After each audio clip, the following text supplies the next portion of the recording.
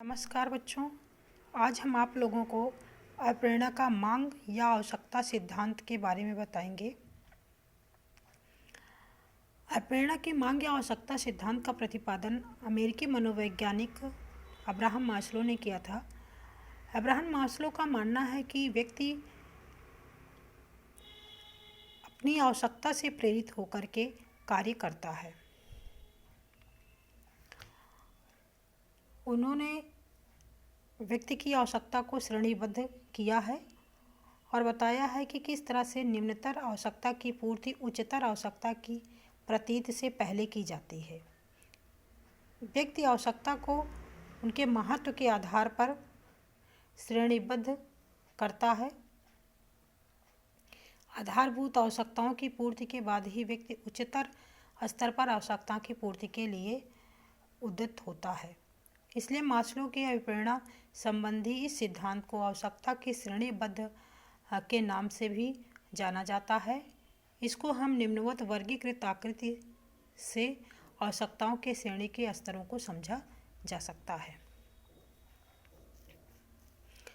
तो हम देखेंगे कि इसमें अब्राहम मैस्लो ने मनुष्य के कार्य के लिए कार्य को प्रेरित करने के लिए जो आवश्यकताएं बताई हैं, उसमें जो निम्न स्तरीय आवश्यकता है उसमें 3 आवश्यकताएं मुख्य हैं, जिसमें शारीरिक आवश्यकता, सुरक्षा की आवश्यकता, स्नेह व लगाव की आवश्यकता है।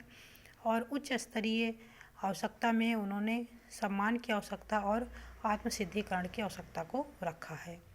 तो व्यक्ति पहले अपनी निम्न आवश्यकता की पूर्ति करता है, उसके बाद अगले पायदान की ओर बढ़ता है। तो सबसे निम्न आवश्यकता व्यक्ति की होती है जिसे मूलभूत आवश्यकता कहते हैं, वो है शारीरिक आवश्यकता, जिसमें रोटी, कपड़ा और मकान, भूख, नींद, पानी, ये सब जो बहुत ही मूलभूत चीज़ें हैं उनसे संबंधित आवश्यकता की पूर्ति व्यक्ति सबसे पहले करना चाहता है।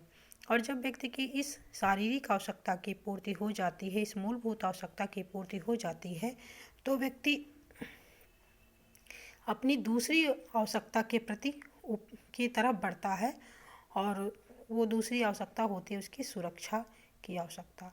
ये सुरक्षा की आवश्यकता व्यक्ति को समाज से सुरक्षा चाहिए होती है। कहीं डाकू या चोर जो है उनको हानि ना पहुंचा सकें और वो अपना जीवन यापन सही तरीके से कर सके, इसके लिए उन्हें आर्थिक सुरक्षा की आवश्यकता होती है। तो इस तरह जब उसकी पहली जो मूलभूत आवश्यकता होती है उसकी पूर्ति हो जाती है, तो उसको जो उसके ऊपर की आवश्यकता है उसको कार्य करने के लिए प्रेरित करने लगती है, जिसमें उस शारीरिक आवश्यकता की पूर्ति के बाद जो आवश्यकता आती है वो सुरक्षा की आवश्यकता आती है।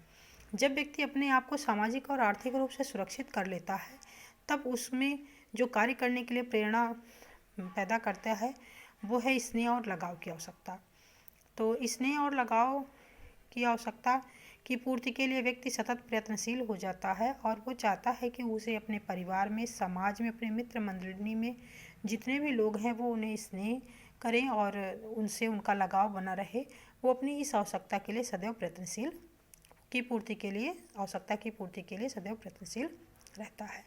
तो ये ऊपर से 3, 4 और 5 या नीचे से कह लो 5, 4, 3, ये 3 तरह की आवश्यकता जो होती हैं वो निम्न स्तरीय मांग या आवश्यकता के अंतर्गत आती हैं। उसके बाद जो उच्च स्तरीय मांग या आवश्यकता है उसमें आता है आपका 1 और 2। दूसरे नंबर पे जो आता है वो है सम्मान की आवश्यकता।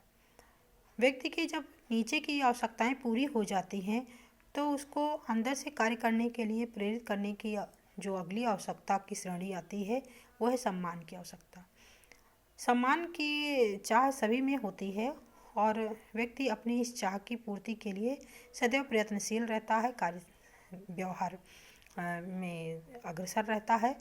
तो वो अपनी समाज में पहचान बनाने के लिए अपने स्वयं को प्रयत्नशील रखता है। तो इस तरह से हम देखते हैं सम्मान की आवश्यकता भी व्यक्ति को कार्य करने के लिए हमेशा प्रेरित करती रहती है। फिर सबसे ऊपर जो आवश्यकता आती है वो है आत्मसिद्धिकरण की आवश्यकता। ये समस्त आवश्यकताएं जब व्यक्ति की पूरी हो जाती हैं तब वो आत्मसिद्धिकरण की आवश्यकता जो है उसे कार्य करने के लिए प्रेरित करते हैं, और जब इस लक्ष्य को प्राप्त कर लेता है तब वो मोक्ष की प्राप्ति करता है।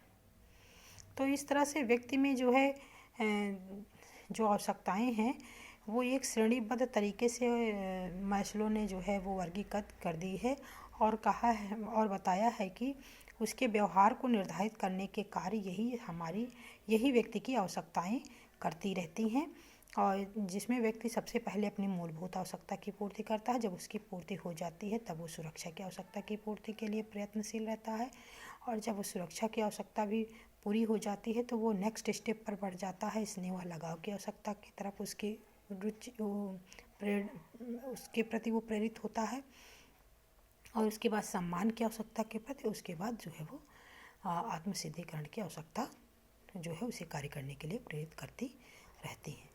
तो इस तरह उन्होंने 5 भागों में आवश्यकता को, मनुष्य की आवश्यकता को श्रेणीबद्ध किया है, और उसको 5 भागों को भी 2 भागों में विभाजित किया, उच्च स्तरीय मांग और यह आवश्यकता, और निम्न स्तरीय मांग या आवश्यकता। तो हमें विश्वास है कि आप लोगों को प्रेरणा के इस आवश्यकता के सिद्धांत जिसका प्रतिपादन अब्राहम मैस्लो ने किया है उसके बारे में आपको जानकारी हो गई होगी। धन्यवाद।